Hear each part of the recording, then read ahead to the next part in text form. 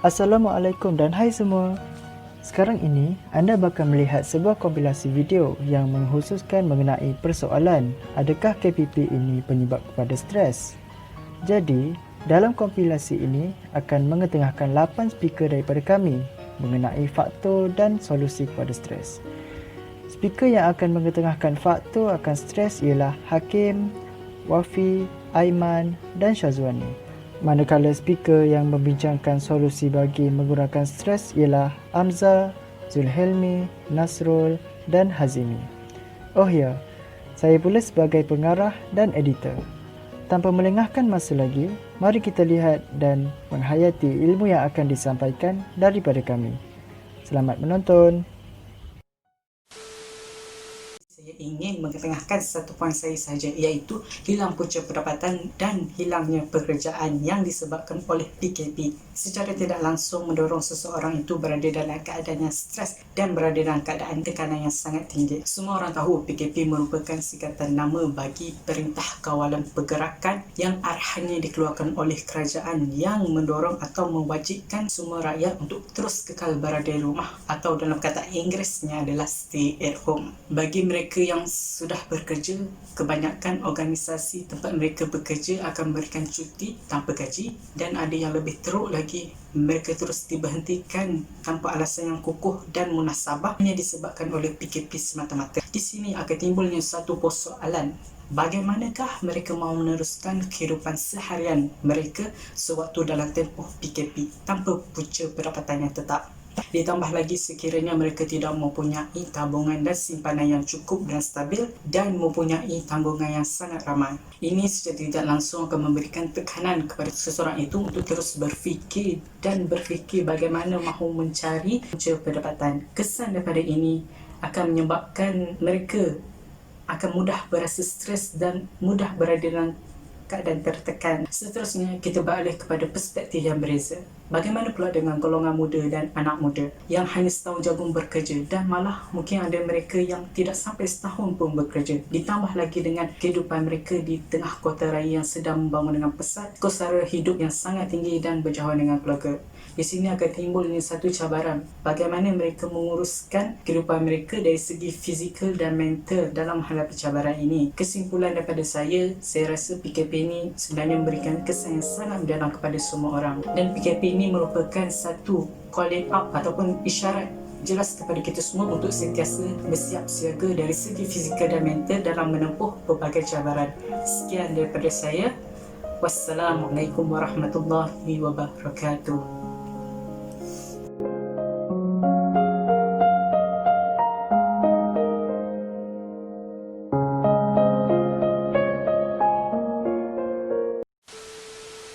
Faktor yang seterusnya yang menyebabkan stres ketika PKP ini ialah berseorangan di rumah.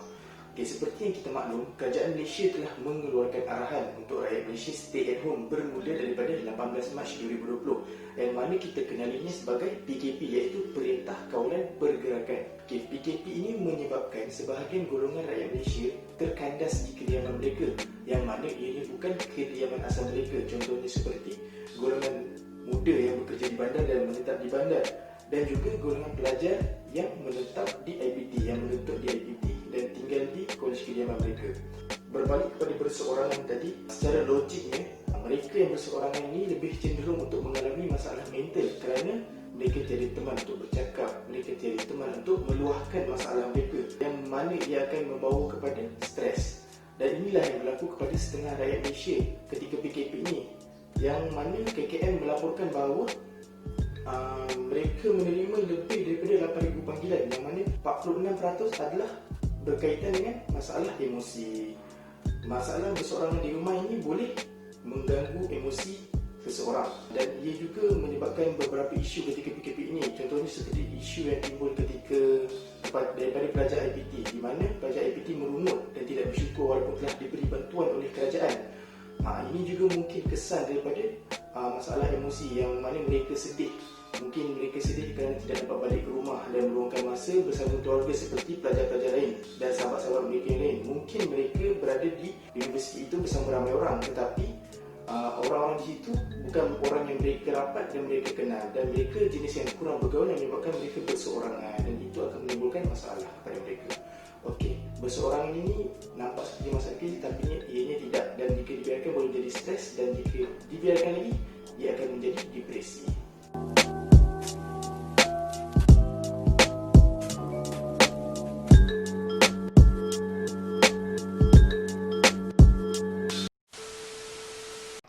Bismillahirrahmanirrahim. Assalamualaikum warahmatullahi taala wabarakatuh. Baru-baru ini satu dunia telah pun dikejutkan dengan satu penyakit atau virus baru, iaitu COVID-19, di mana COVID-19 ini boleh menyebabkan kematian.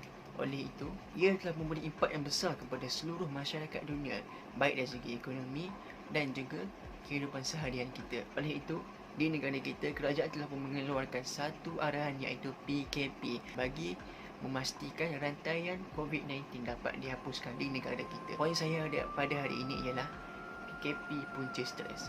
Baik, bila sebut punca stres ataupun kemurungan, dia mesti akan ada punca dan juga masalahnya. Jadi masalah yang saya akan cakap pada hari ini ialah berpunca daripada masalah keluarga.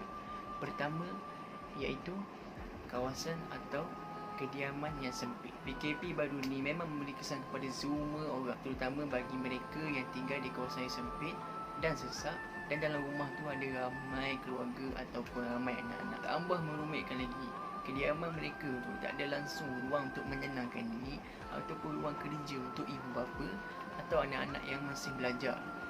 Dan benda ni boleh mendedahkan mereka kepada psikologi utama, iaitu tekanan yang boleh memberi kepada kemurungan, sama ada kepada ibu bapa ataupun anak-anak di dalam rumah itu. Antara masalah ni lagi ialah masalah daripada keluarga yang susah. Walaupun sekarang ni Malaysia dah maju, tapi sebenarnya di luar sana ramai lagi sebenarnya keluarga-keluarga yang susah. Oleh itu, PKP baru ni memang memberi kesan yang sangat besar kepada mereka, terutama yang ibu bapa yang menanggung keluarga atau anak-anak mereka dengan cara berniaga di pasar besar, berniaga di pasar malam, ataupun yang menjaja di tepi-tepi jalan. Mereka tidak dapat untuk melakukan perniagaan ataupun aktiviti ataupun sebarang aktiviti perniagaan lah, sebab perintah kerajaan untuk berkurung di rumah pada PKP berkuat kuasa baru-baru ini.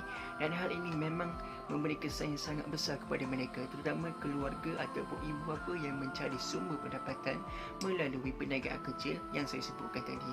Dan hal ini memang tidak dinafikan lagi bahawa mereka akan menghadapi dari segi masalah ekonomi dan keuangan ketika PKP sedang berkuat kuasa. Dan hal ini memang memberi kesan kepada mereka, terutama ibu bapa, yang boleh menyebabkan kemurungan. Dan salah satu lagi masalah keluarga pada waktu PKP itu ialah gadget. Memang kita tak nafilah, sekarang ni memang zaman gadget, sama ada untuk ibu bapa ataupun anak-anak. Kalau ibu bapa untuk bekerja, anak-anak juga untuk contohnya masih belajar. So bila dah terlalu sibuk dengan gadget, contoh daripada pagi sampai petang sampai malam, kalau tak ada langsung komunikasi di antara keluarga, ini juga salah satu perkara yang boleh menjerumus kepada stres ataupun kemurungan yang berlaku kepada sesebuah keluarga tersebut. Jadi kesimpulan daripada video ini, pada pendapat saya amat penting bagi ibu bapa serta keluarga untuk kekal rasional dan sentiasa positif bagi mengelakkan mereka terjerumus kepada impak psikologi negatif sepanjang menjalani PKP.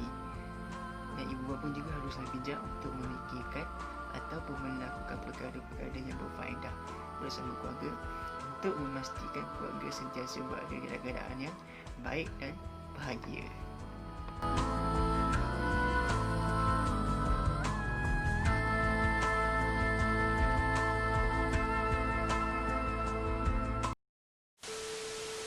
Hai, Assalamualaikum warahmatullahi wabarakatuh. Nama aku Nur Syazwani binti Muhammad Fauzi. Okey, hari ni aku akan share dengan korang tentang PKP punca stres atau faktor PKP punca stres. Salah satu faktor yang menyebabkan punca stres semasa PKP adalah tak mampu beli internet untuk mengakses online class. Baru-baru ni, KPT telah mengeluarkan satu arahan untuk pelajar-pelajar menjalankan online class atau kelas secara atas talian. Basically as a student, tak semua mempunyai latar belakang yang sama dan juga berkemampuan. Ada yang datang daripada bandar, ada juga yang datang daripada kampung. Jadi ini akan membebankan bagi mereka untuk sentiasa membeli internet untuk mengakses online class. Macam yang korang tahu, bila kita akses je online class, gig yang kita pakai bukan kecil tapi besar. Jadi itu mampu membebankan bagi pelajar-pelajar untuk sentiasa membeli internet. Okey, baru-baru ni aku ada baca sebuah artikel tentang sebuah pembunuhan diri yang disebabkan tak mampu untuk mengakses kelas online kerana tak mampu untuk membeli internet, juga tak mampu untuk membeli sebuah telefon bimbit. Ianya berlaku di New Delhi masa tempoh PKP yang disebabkan oleh COVID-19. So, conclusionnya daripada artikel yang aku baca ni, iktibar yang boleh kita ambil adalah jangan buat keputusan terburu-buru. Sebaliknya kita kena sentiasa berfikir dan sentiasa positif bahawa orang di sekeliling kita ramai lagi yang lebih menyayangi kita, dan sekiranya kita tertekan atau mengalami depresi, pergilah berjumpa dengan kaunselor ataupun mereka yang boleh kita berkongsi masalah. Assalamualaikum.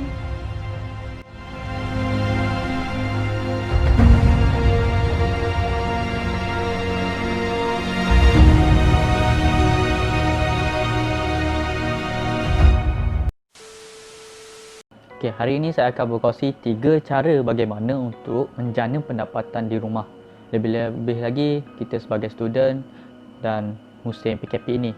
Okay, pertama sekali adalah berniaga online. Berniaga online ini seperti menjadi dropship yang menjual di social media. Contohnya di Instagram ataupun Facebook. Masa dia adalah fleksibel dan keuntungan dia tengok atas produk kita macam mana dan juga jualan kita. Kalau jualan kita lebih tinggi, mungkin dapat commission, keuntungan tu lebih tinggi. Mungkin lebih macam tu lah. Okey, seterusnya adalah freelance. Freelance ni adalah satu pekerjaan yang menjual perkhidmatan kepada orang lain. Tengok atas bidang masing-masing lah. Contoh macam saya ni adalah menjadi graphic design dan saya menjual design-design kepada company ataupun orang tertentu sahaja. Masa dia adalah fleksibel dan keuntungan dia tengok atas job lah. Jika design kita itu lebih complicated ataupun susah, maka harga dia mungkin tinggi lah. Okay, seterusnya adalah jika anda tidak suka menjadi freelance, maka anda boleh menjadi seorang pengajar, tenaga pengajar. Itu tutor, membuat tutor, mengajar orang sehingga pandai. Contohnya anda betul-betul pakar dalam bidang graphic design, maka anda boleh buka kelas dan promote di Facebook ataupun Instagram. Anda set masa dan buat kelas dan mengajar orang itu sehingga pandai. Okey, secara rumusannya adalah di sini menjana pendapatan di rumah ini kita akan lebih berdikari dan lebih berwawasan. Itu sahaja pada saya. Sekian maklum.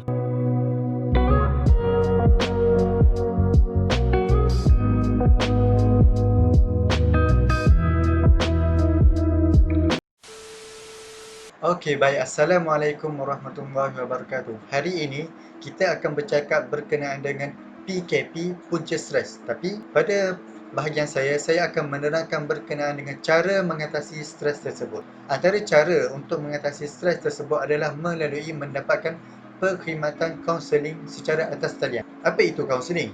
Kaunseling adalah proses pertolongan yang profesional yang bertujuan membantu individu memahami dirinya dan persekitarannya. Yang mana kaunseling bukanlah satu nasihat, tetapi pegawai psikologi tidak akan memberi jawapan secara langsung kepada semua persoalan klien, tetapi memberi dorongan dan bantuan kepada klien tersebut untuk mendapatkan dan menyelesaikan masalah yang dihadapinya. Dalam tempoh krisis wabak COVID-19 ini, sasaran utama bagi pihak yang mendapatkan perkhidmatan kaunseling adalah tertumpu kepada pegawai perubatan, pembantu perubatan serta jururawat yang bertugas di barisan hadapan. Selain itu, individu yang berurusan dengan orang ramai secara terus di hospital. Selain daripada kekilangan kesihatan, pesakit yang disahkan positif COVID-19 atau dikategorikan sebagai patient under investigation dan orang awam yang terbabit secara langsung maupun tidak langsung turut diberi perhatian untuk mendapatkan khidmat kaunseling secara atas talian ini. Bagaimana cara kita untuk mendapatkan perkhidmatan kaunseling atas talian ini? Kementerian Pembangunan Wanita, Keluarga dan Masyarakat KPWKM telah mewujudkan talian khas kaunseling COVID-19 bagi memberi sokongan psikologi kepada orang ramai yang terkesan dengan penularan wabak itu dan Perintah Kawalan Pergerakan PKP. Menterinya, Datuk Seri Rina Harun dalam kenyataan hari ini berkata, perkhidmatan telekaunseling itu diwujudkan melalui talian kasih dan juga WhatsApp talian kasih. Perkhidmatan itu membabitkan seramai 528 kaunselor di bawah Lembaga Kaunseling Malaysia dan Jabatan Kebajikan Masyarakat JKM di seluruh negara. Ini kerana perkara ini bagi memastikan kesihatan mental rakyat Malaysia sentiasa berada di tahap yang stabil. Oleh itu, mana-mana rakyat Malaysia yang terasa terkesan terutamanya merasa stres ketika tempoh PKP ini, bolehlah mendapatkan perkhidmatan kaunseling secara atas talian di talian kasih iaitu 15999.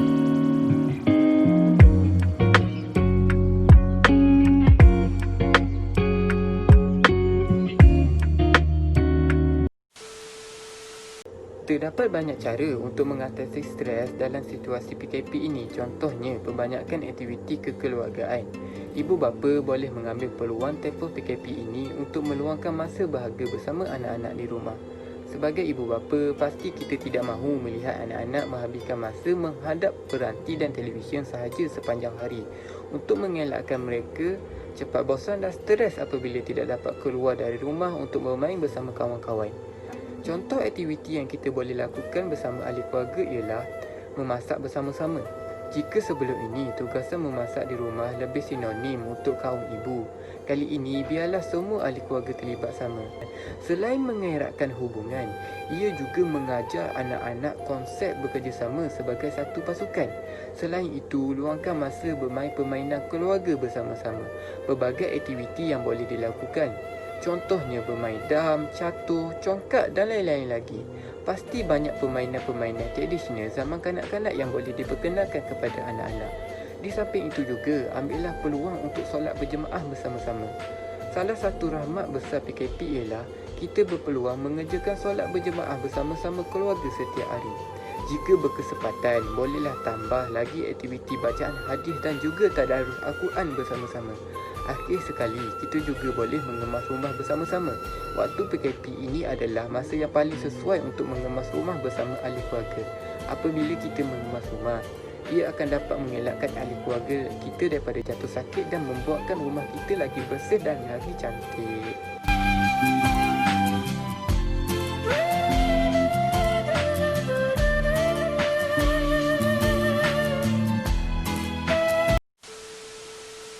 Okay, hai, nama aku Muhammad Azim Ibn Zahar. Hari ni aku nak cakap pasal PKP punca stres. Tetapi aku akan terangkan cara untuk mengatasi PKP punca stres. Salah satu cara ni ialah, pertama, mengisi masa lapang dengan aktiviti beribadah. Sebagai contoh, agama Islam banyak aktiviti ibadah yang dianjurkan oleh agama untuk mengelakkan kita menjadi stres. Antaranya ialah melakukan solat-solat sunat, melakukan perkara-perkara sunat. Sebagai contoh perkara sunat adalah aktiviti bersedekah, yang di mana aktiviti bersedekah pada masa kini amat memerlukan untuk memberi bantuan pada orang lain bagi meringankan beban-beban orang lain. Okey, tadi aku dah cakap pasal langkah pertama untuk mengatasi stres. Now, cara yang kedua adalah perkara yang paling ramai orang suka adalah dengan membuat duit daripada rumah ataupun work from home. Okey. Antara cara ni adalah pertama, live streaming gaming, yang di mana kebanyakan pemuda-pemuda ataupun remaja-remaja sekarang banyak buat live streaming untuk menambah pendapatan sendirian ataupun pendapatan keluarga. Yang kedua adalah bisnes dari rumah, yang di mana bisnes dari rumah ni adalah perkara yang disarankan oleh kerajaan bagi mengelakkan penularan wabak COVID-19. Jadi saranan aku adalah untuk kita tambah duit daripada rumah adalah dengan melakukan dua perkara tersebut. Banyak lagi sebenarnya yang korang boleh buat, tapi perkara paling mudah pada masa kini adalah dengan melakukan permainan secara atas talian dan melakukan bisnes secara atas talian. So aku rasa itu je daripada aku. Aku harap dengan apa yang aku cuba sampaikan ni, korang dapat menambahkan input dan dapat melakukan apa yang aku cadangkan. So aku gerak diri dulu. Bye. Assalamualaikum.